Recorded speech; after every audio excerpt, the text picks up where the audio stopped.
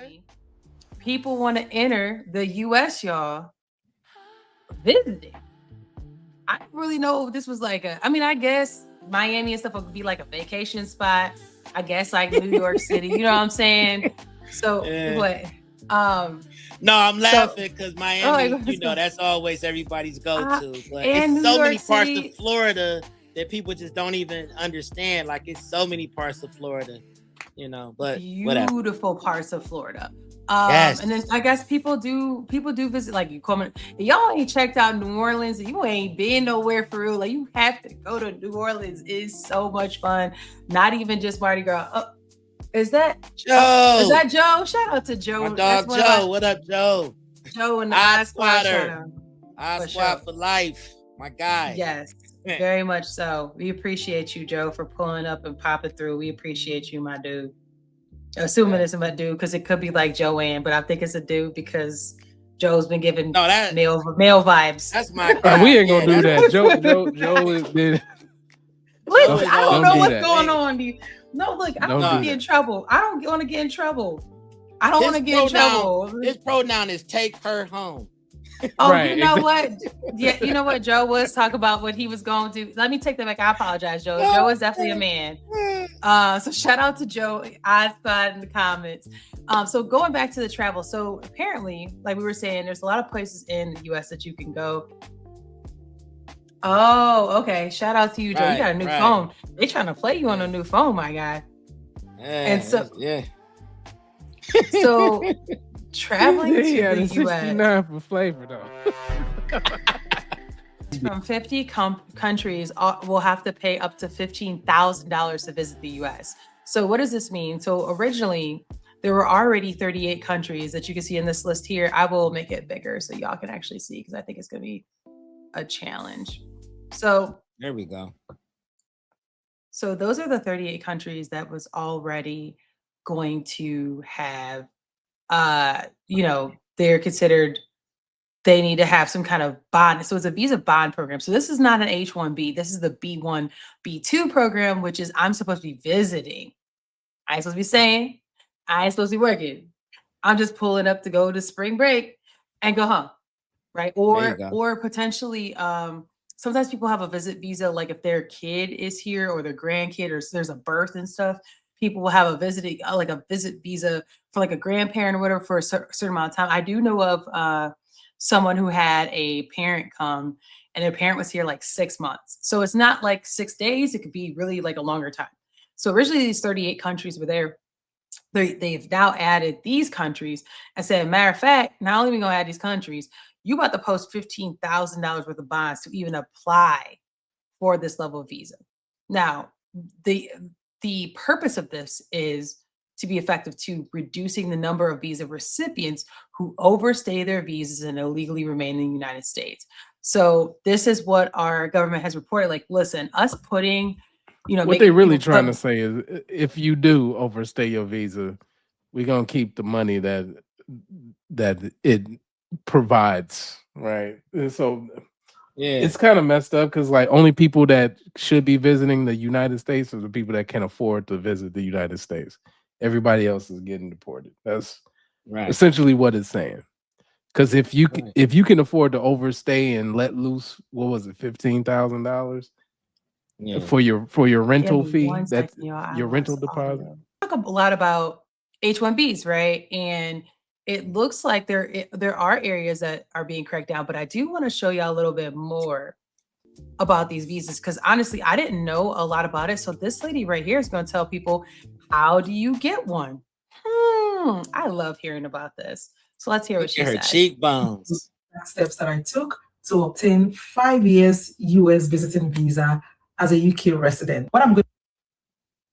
She said she got 5 years to visit. Well, first of all, she's UK, so that's already one. So she's African by way of UK. I can already tell. By the very deep voice, and secondly by the wig. So we going.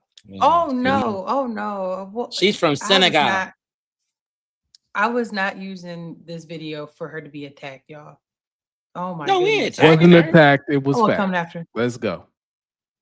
What I'm going to cover in this video is one step-by-step application process. Number 2, I'm going to cover the documents that you need. Let me walk you through the exact steps that I took to obtain 5 years. So she's giving tips. So as we talked about, so yeah, you could get the 5 years, right?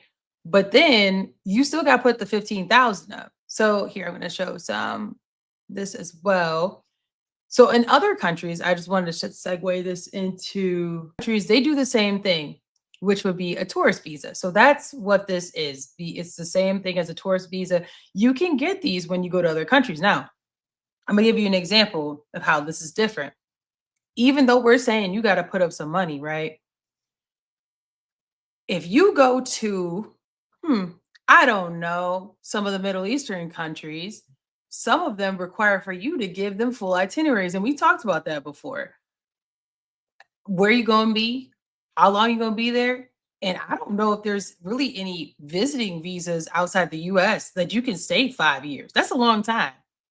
Yeah. Hell no, you can't stay nowhere 5 years. That's a long time to not have a tax, tax paying situation. So you just gonna visit for 5 years? Yeah. How are you sustaining yourself? How are you eating? Right. How are you bathing? How are you drinking for 5 years? Are you a millionaire? We need to see your bank statements. Who are you living with or living under in order for you to be funding your life while you are within these borders? That's pretty much what that is saying. So this is the B1 and this is the B2. B1 is business. So like still, from what I understand from this is not for long term. They're to temporary stay. But it does say or an immigrant visa for permanent residence. Now that makes sense because there's companies are global, right? But it says but so they it's must almost first H1B, but not, in my opinion, here. And that's what Lilbro applied for. And this is the different things. Oh, okay. Yeah. So medical treatment, these types of things. That's also a thing. Yeah. Yep. Like we talked about, what's his name? The man who broke his legs. He would have had to have some level of a tourism visa. Oh, you talking about Turkey the when he boy that got his legs did? He got his legs did. Check out that video. Stretch Armstrong. He live in Atlanta now. I can't remember what his name is, but he got his legs did. He would have had to apply to something similar to this. Why do I bring? Oh, here we go too. Why do I bring this up? So we've been really hard on like deporting people, right? Like, oh, ICE, you ain't supposed to be here, yada yada yada. Twofold on this. One, do we think that this is really a primary reason for people who say like, oh, I'm gonna get my paperwork. I was on my way to get my paperwork. I would love to see the number of people who had this and it just expired, right? And then number two, to me, isn't this kind of like a way to get around an H-1B so you don't have to have a sponsor?